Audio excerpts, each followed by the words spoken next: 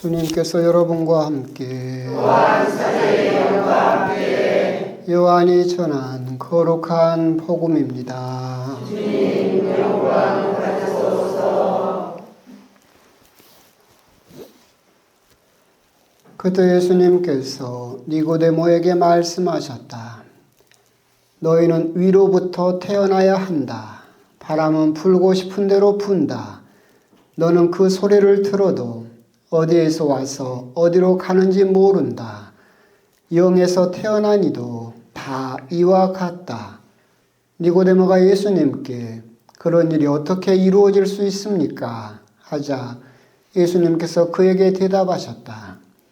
너는 이스라엘의 스승이면서 그런 것도 모르느냐? 내가 진실로 진실로 너에게 말한다. 우리는 우리가 아는 것을 말하고 본 것을 증언한다. 그러나 너희는 우리의 증언을 받아들이지 않는다.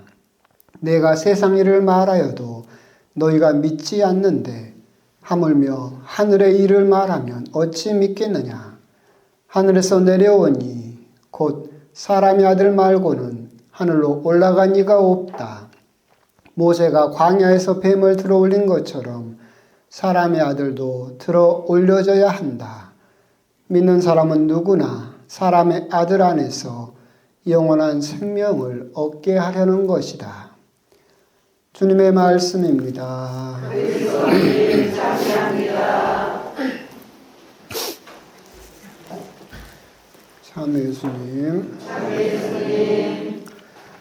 저녁 식사들은 하셨습니까? 네. 뭐 재미있는 일 있습니까? 없어요? 그럼 복음 이야기는 하십시다. 이제 월요일부터 목요일까지는 예수님께서 니고데모라고 하는 율법학자, 특히나 오늘 복음에도 나오는 것처럼 이스라엘의 스승이라고 불릴 정도로 뛰어난 율법학자이면서 그렇기 때문에 최고 의회, 산헤드린이라고 불리는 유대인들의 법 집행기관인 그 산헤드린의 의원이기도 한 사람, 그 사람이 밤에 예수님께 와서 구원과 진리에 대해서 물어보는 이야기가 월요일부터 쭉 이어지고 있습니다. 그래서 오늘 복음도 어제 복음, 내일 복음 계속해서 연결되어 있다라고 그렇게 보시면 되겠죠. 어제도 이제 비슷한 이야기입니다. 위로부터 태어나야 한다. 유대교 전통에서 위로부터라고 하는 것은 하늘로부터라는 의미도 있지만 또 새롭게 태어나야 된다라는 그런 의미도 있죠. 그래서 어제 니고데모는 어떻게 어머니 뱃속에 들어가서 다시 태어날 수 없지 않습니까? 라고 했던 것처럼 그런 두 가지 의미가 함께 들어있는 그런 말씀이죠. 예수님께서는 계속해서 위와 아래를 또한 이렇게 대비적으로 이야기를 하고 계시죠. 영과 육, 하늘과 땅 그렇게 대비를 하시는데 오늘 역시도 위로부터 태어나야 한다. 그러니까 그 다른 사람들은 땅에서 태어났고 육으로부터 태어났고 아담으로부터 태어났다. 하지만 우리들은 즉 하느님의 자녀인 세례를 받은 우리들은 위로부터 태어났고 영으로부터 태어났고 그리스도로부터 태어났다라고 하는 것을 대비시키고 있죠. 그래서 땅에서 육으로 아담으로부터 태어나는 이들은 이제 목요일 복음쯤에 나올 겁니다. 땅의 말을 하고 그죠? 위에서 태어나니 영으로 태어나니 그리스도로부터 태어난 일은 하늘의 말을 한다라고 그렇게 이야기를 하고 계시면서 결국 이 말씀은 영에서 태어난 이도 다 이와 같다. 세례를 받음으로써 하느님의 자녀로 태어난 우리 역시도 그렇게 위로부터 태어났다라고 하는 것을 우리들에게 강조하고 계시죠. 위로부터 태어나니 영에서 태어나니 특징이 뭐냐면 바람은 불고 싶은 대로 분다. 성령을 지닌 이들은 그렇게 세상의 잣대라든가 그런 거에 붙잡히지 않고 풀고 싶은 대로 푼다.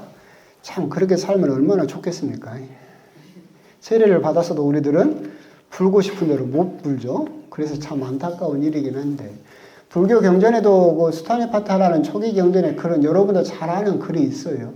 그물에 걸리지 않는 바람처럼 무소의 뿔처럼 혼자서 가라. 이제 그런데 거기서 나오는 것처럼 그물에 걸리지 않는 바람처럼 바람은 불고 싶은 대로 분다.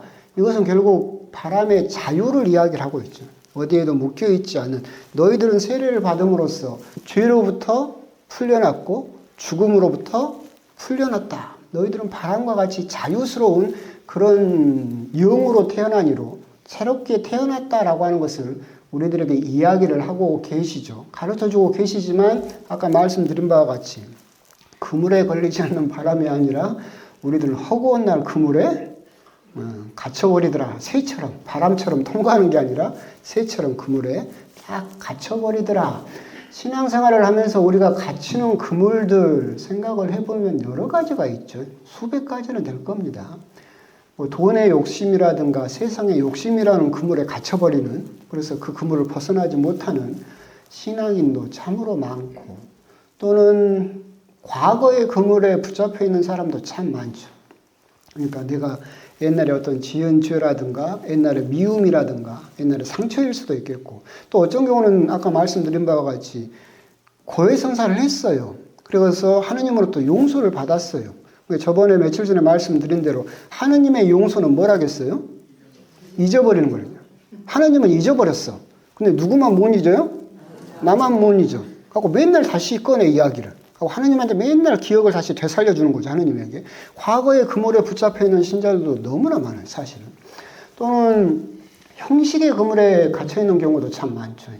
그러니까 전례라든가 기도라든가 그러면 이 형식대로 해야 돼. 이 형식이 벗어나면 마치 전례가 잘못된 것처럼. 그런 형식의 틀에, 형식의 그물에 갇혀 있는 사람들도, 신자분들도 참으로 많다. 또는 완고함에 갇혀있는 신자들도 참 많죠. 내가 옛날에 이렇게 했어요. 우리 본당은 이렇게 해왔어요. 이렇게 해야 되고, 내가 옛날에 경험했던 것들, 내가 옛날에 겪었던 것들, 그것만이 진리인 것처럼 거기에 갇혀버리는 거죠. 그래서 세상에선 새로운 바람이 불었고 새로운 전례의 흐름이 생겨났음에도 불구하고 다 거부해 버리는 거죠. 옛날에 이제 그 젊은 시부님이었어요. 저하고도 나이도 몇 살 차이가 안 나는데 그 청소년 미사 때 드럼을 애들이 쳤어요. 근데 그걸 못 치게 하는 거야. 왜? 감히 미사에서 어떻게 드럼을 칠 수 있느냐? 오르간만 쳐라! 해가지고 청소년 미사 분위기가 망가진 적도 있었어요. 근데 그걸 보면서 안타까운 생각이 드는 것도 그거죠. 완고함. 전례는 중세시대 때처럼 이래야 된다. 경박하게 전자기타를 치고 드럼을 어떻게 치냐? 그거 역시도 그물에 갇혀있는 그런 모습일 수도 있겠죠. 그렇게 우리들은 바람처럼 자유로워야 되는데 새처럼 그물에 매번 걸려버리는 것도 사실이다. 근데 그런 그물에 갇혀있지 않기 위해서 우리들은 그럼 어떻게 해야 될까요? 완벽해지면 되겠죠. 아니요. 완벽해지는 것은 뭐냐면 그물의 코를 더 세세하게 짜는 거죠. 그러면 그 그물이 이제 나중에 뭐가 돼버리냐면 벽이 돼버려요. 바람은 그물은 통과할 수 있지만 벽은 통과하지 못해요. 바람이 불고 싶어도 그물에 그 틈이 있어서 그 어떤 허점이죠.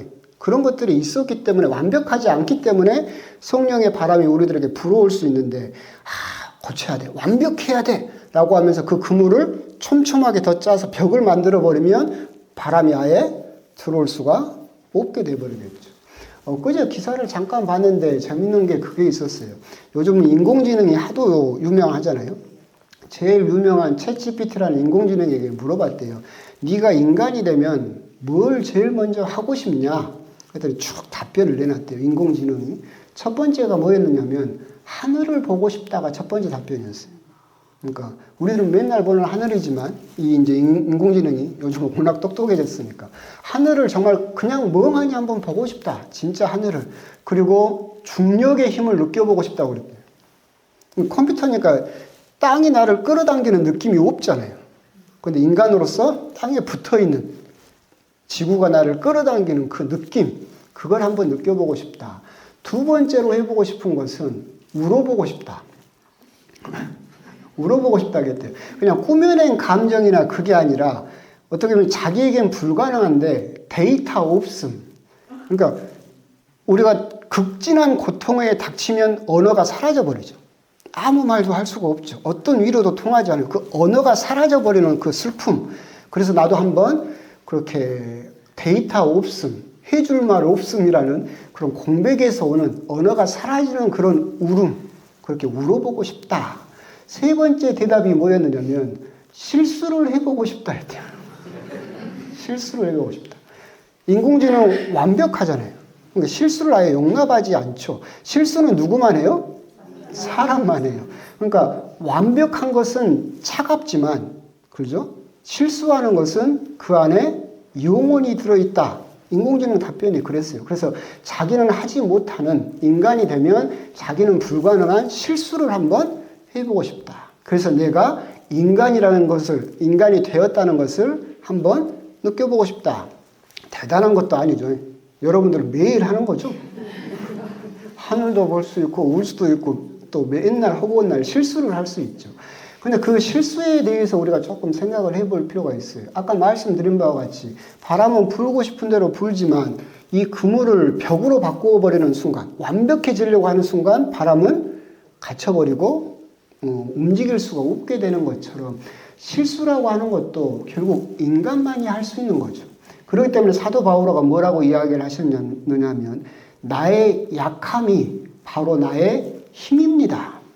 그러니까 실수하고 넘어지고 하는 나의 약함이 바로 나의 힘입니다 라고 했던 것처럼 완벽이라고 하는 것은 어떻게 보면 완벽한 사람을 보면 존경할 수는 있죠. 근데 사랑하기는 힘들죠. 나처럼. 그죠? 근데 뭔가 좀 헐렁하고 틈이 있어.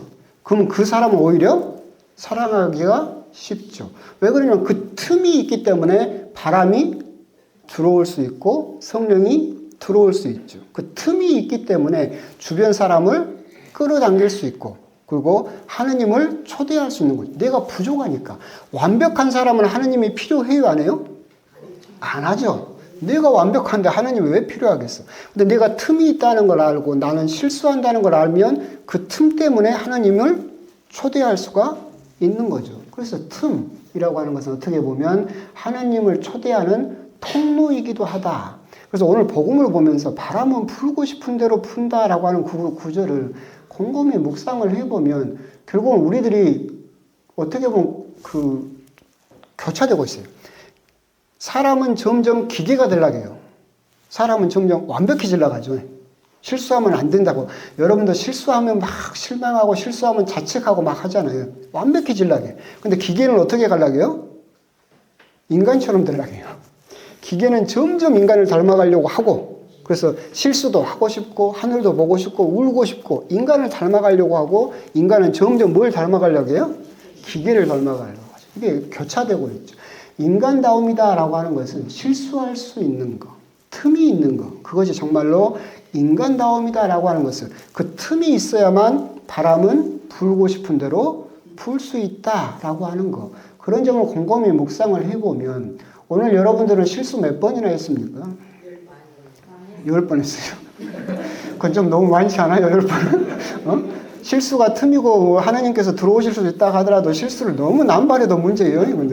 근데 그 틈이라든가 실수에 대해서 곰곰이 묵상을 해보시면서 내가 그렇게 약하기 때문에 틈이 있기 때문에 하나님의 은총이 필요하고 하나님의 성령의 바람이 나에게 들어올 수 있다라고 하는 거 그런 걸 생각을 하셔서 실수하는 나를 너무 자책하실 필요는 없다. 어떻게 보면 내가 실수를 한번 했다라고 한다면 띵동 하면서 하느님의 관심이 플러스 1 적립됐습니다. 뭐 이런 식으로 그렇게 또 이야기를 할 수 있겠다. 바람은 불고 싶은 대로 분다. 이 부분에서 너무 완벽해지려고 하는 내 자신을 조금 돌아볼 필요가 있고 그래서 가끔은 실수하고 자주 말고 가끔은 실수하고 가끔은 틈을 보이는 내 자신 이렇게 허점이 많은 나를 하느님께서는 사랑하고 계시고 그 틈이 있기 때문에 나에게 관심을 계속해서 가지고 계신다라고 하는 점 그런 점에 대해서 한번 곰곰이 또 묵상을 해보셨으면 좋겠습니다. 아멘.